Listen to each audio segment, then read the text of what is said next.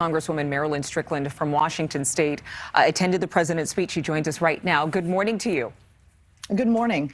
I'm really thankful that at a time when America needs more hope, President Biden did touch on that and unity in his speech. What was the part of his speech that brought you the most hope? You know, I would say the reminder of where we started and the progress that we have made in just over 1 year. Obviously, the tragic situation in Ukraine is on everyone's mind right now, but also a reminder of what we've come through as a nation. We've come through a pandemic. We are trying to get back to our regularly scheduled programming. The economy is strong, unemployment is down, wages are up, and there's so much that we need to focus on as well to make sure that we continue to deliver for the American people. And I think there's a strong reminder here that when Democrats are in charge, the economy is strong. Small businesses are coming back. And so I think the message was about unity in the United States. You saw that the largest applause line happened when he talked about the unity that we have against Russia and its aggression, but also just reminding us of all the great things that this nation has to offer and how bullish he is on the United States.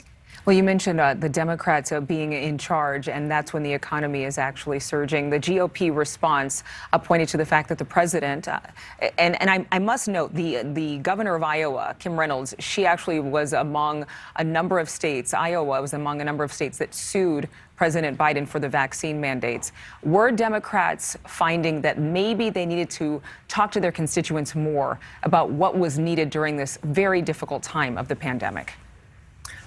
It's an interesting situation that took place in the United States during this pandemic. Typically, when we have national crises, we unite as a nation.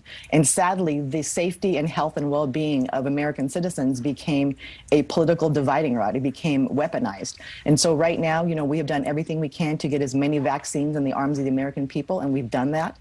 We are resuming our normal activity. And so the lawsuit is frivolous and unnecessary because at the end of the day, it is the health and safety of the American people that we must always put first. You sit on the House Armed Services Committee. The president's speech, a lot more about pain to be inflicted on Putin than peace. It did have a lot of heart, a lot of passion. The Russian military, though, is famously vast. How confident can Americans be that our help will be enough to lead to a Ukrainian victory? What's amazing in all of this is just the strength and the resolve of the Ukrainian people. They are not giving up. They are not going to stop fighting. And instead of rolling over and being bullied by Russia and a president who is aggressive and not necessarily caring about his own people, let alone people in Ukraine, you know, we're going to keep moving forward with them. And so I think that, you know, the path that we are taking, I know that there is a loss of life and it is hard to watch, and we are with the Ukrainian people. But at the same time, we have to make sure that we preserve democracy. The NATO allies are together. The European Union is together. We are getting support from around the world. And right now, Russia's economy is in big danger. It was never strong to begin with, but these economic sanctions are going to have a profound impact on their economy.